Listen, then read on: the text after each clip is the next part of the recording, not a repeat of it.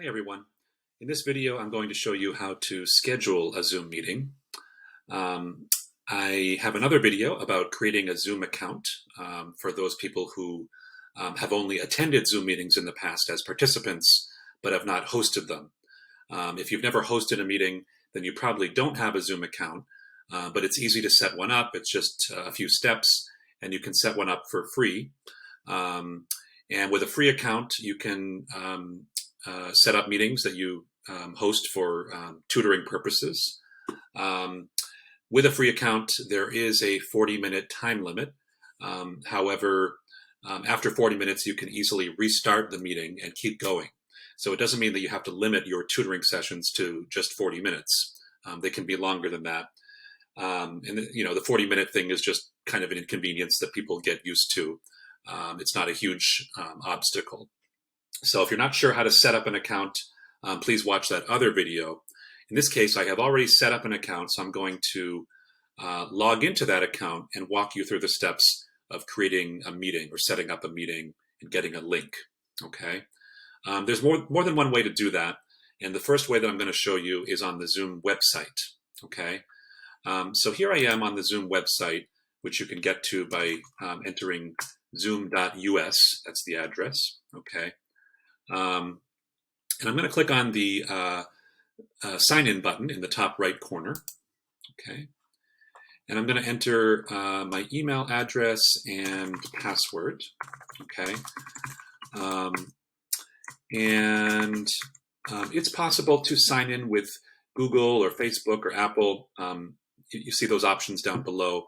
But if you're not familiar with how that works, I would just forget about that. It's not necessary to do that. You can sign in easily just by entering your email address and your Zoom password. Okay, so I'm going to click on the blue sign in button.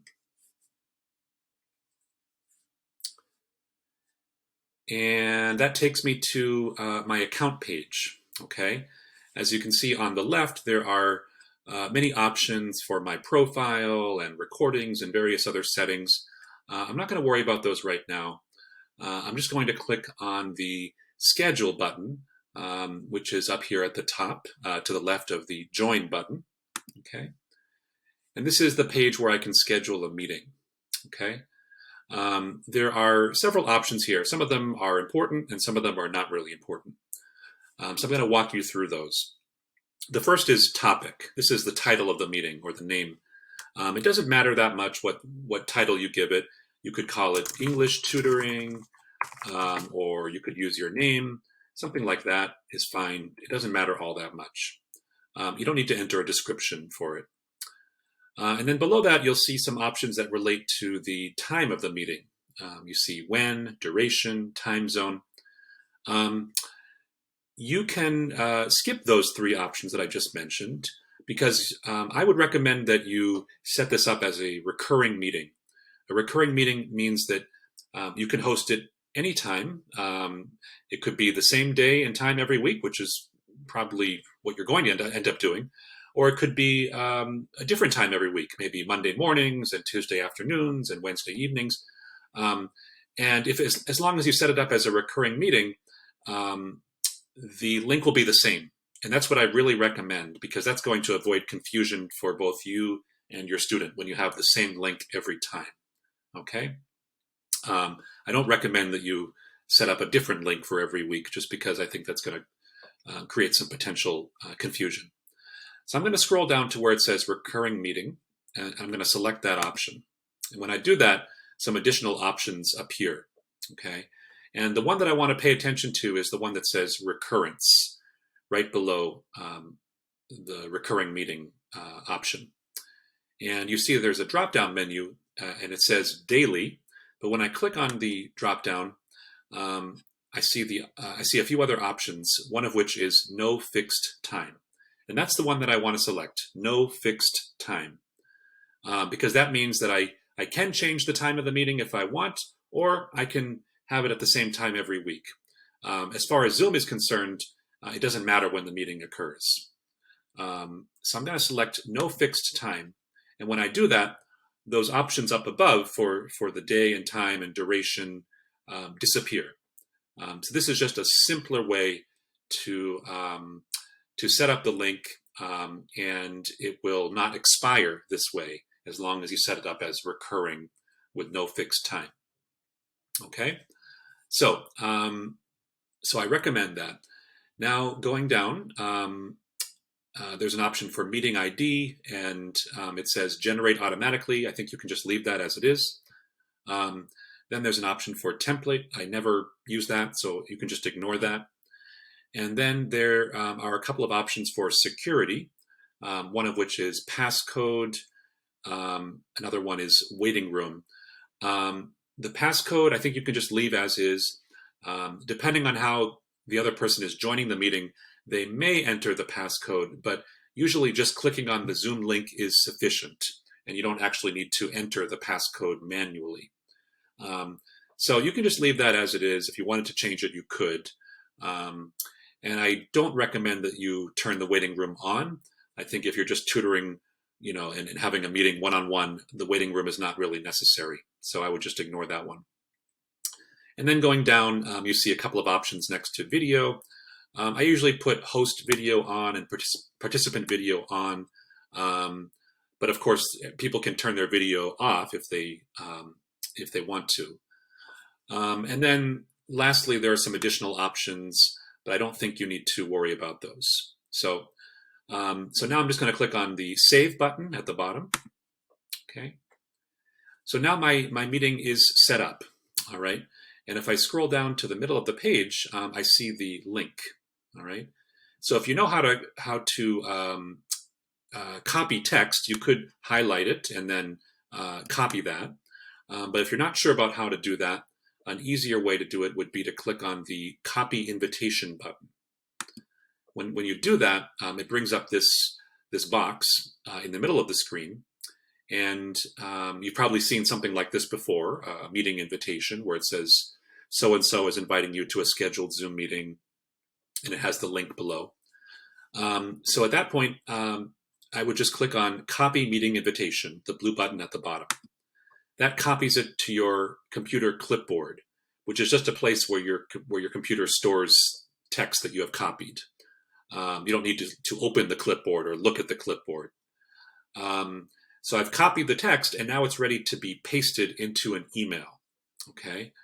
So I'm going to go to an email here and compose a new one. And in the body of the email, I can paste that text that I just copied. There's more than one way to paste something. One way to do it would be to click on Edit and then Paste. Oops, let me try that again. There it is. Of course, since this is an email, I need to enter the other person's email address, and maybe the subject would be something like Zoom link. And then I would send it to the student. And then they would just have to click on that link to get to the meeting. And I could also click on that link in the email that I have sent to open up Zoom and enter the meeting. Okay, so that's one way to set it up and get it to the student through the Zoom website, following the steps that I just discussed. I'm just going to briefly mention one other way, which is through the Zoom client on your computer or the Zoom program on your computer. This is what you have downloaded before, if you have used Zoom before, and it's how you enter a Zoom meeting. Depending on whether you're using a Mac or a PC, it's going to look a little bit different. And if you're using an iPad or something like that, it's also going to look different. And I'm not going to get into the steps on an iPad or smartphone right now. In my case, I'm using a Mac, so I'm going to click on the Zoom icon at the bottom of my screen, which is this blue icon here, to open up the Zoom program or Zoom client. And I'm going to sign in, okay, using my email address and Zoom password. Okay. And if I click on meetings here at the top, I see the meeting that I just set up here on the left. Actually, there are two because I did another one before I started recording this video. But this first one is the one that I just set up. And one way to go to the meeting would just be to click on that start button that you see there. And I could also copy the invitation from here as well.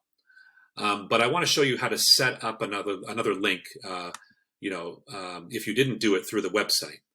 So I'm going to go to the home button here and then click on schedule. And this brings up a similar set of options to what we looked at before on the website. Okay, the topic, which is the title.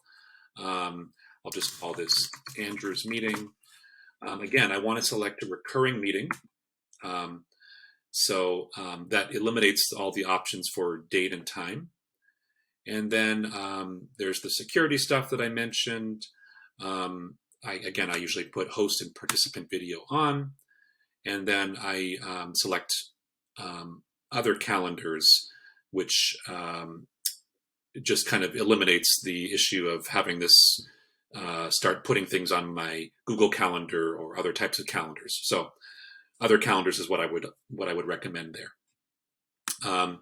Then I click on the save button, and now the meeting has been scheduled. I can click on copy invitation and then paste it into an email in the way that I showed you before. So those are two ways to schedule a meeting. I would recommend the first way to most people. And so in that case, you don't have to worry about this other part that I just showed you in the last couple of minutes here. Again, the first way is by going to the Zoom website, logging in, and then clicking on the button to schedule a meeting. Again, the recurring meeting option is a very good one. Once you have the link and your student has the link, you can use that link for every meeting. Okay. So if you have any questions about this, please let me know. Hopefully you found this video helpful. Thank you for watching.